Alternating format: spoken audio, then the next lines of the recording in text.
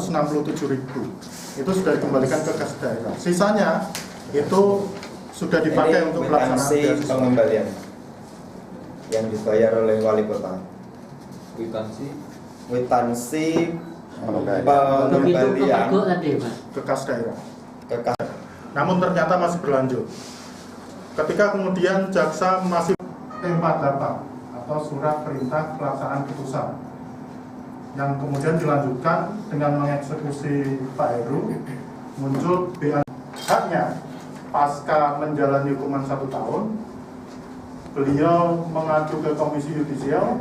Ternyata rekomendasi Komisi Yudisial itu menyebutkan bahwa hakim pengadilan tinggi yang mengadili kerugian yang beliau derita pada saat itu adalah kerugian imaterialnya yang tidak terduga, yang tidak terhingga. Pada saat itu beliau langsung dijebloskan ke penjara, istrinya langsung jatuh sakit sampai dengan meninggal dunia, anak-anaknya yang masih balita saat itu terlantar, tidak bisa sekolah, belum lagi ditambah dengan kerugian gangguan psikologis anaknya yang tidak berani ketemu dengan tetangga, tidak berani ketemu dengan teman mainnya. Ini juga luar biasa yang perlu diperhatikan oleh pemerintah saat ini. Nah, yang saya pikir tambahannya itu. Terima kasih.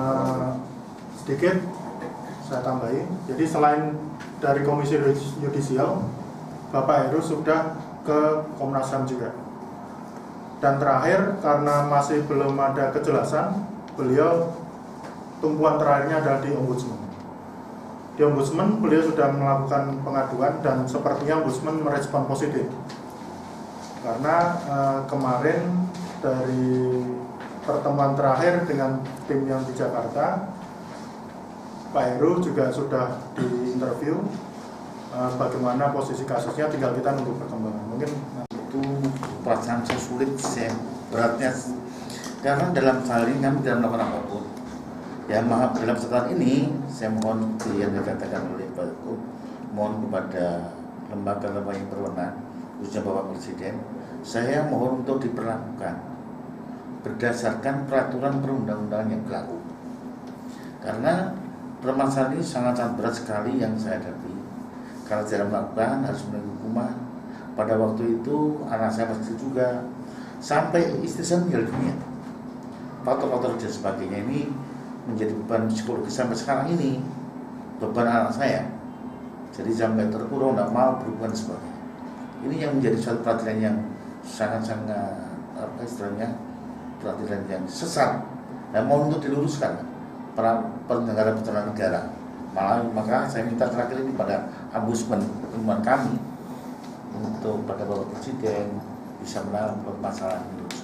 Dan kami pun siap untuk dipanggil di sana memberikan data fakta yang ada, baik oleh Ketua Mahkamah Agung, Jaksa Agung maupun Presiden. Hanya untuk keadilan, berikan peraturan perundang-undangan. Terima kasih.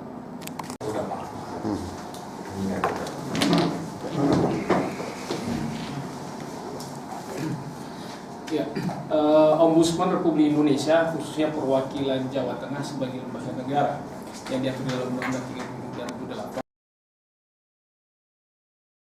Tim Ombudsman dari pusat telah turun beberapa waktu yang lalu dan juga sudah meminta keterangan Pak Heru. Bahkan juga sudah melakukan investigasi ke Kejaksaan Tinggi Jawa Tengah.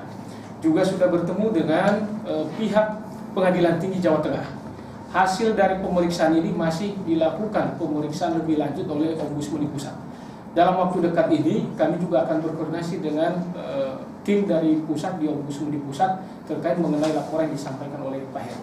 Pada prinsipnya dari dugaan maladministrasi ini kami melihat bahwa ada dugaan maladministrasi melampaui kewenangan dalam hal untuk menindaklanjuti kasus atau perkara Pak Heru.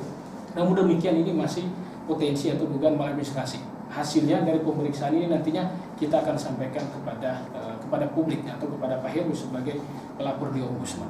Sampai saat ini kami monitoring dan kami mengawasi terkait mengenai pelayanan publik yang diselenggarakan oleh Pengadilan Tinggi Jawa Tengah dan juga Kejaksaan Negeri Kota Semarang dan juga Kejaksaan Tinggi Jawa Tengah. Mungkin barangkali itu yang bisa kami sampaikan. Terima kasih. Oke. Semangat Pak. Ya. Ya, salam. Ya. Oke. Untuk yang lain aja makan belum ya?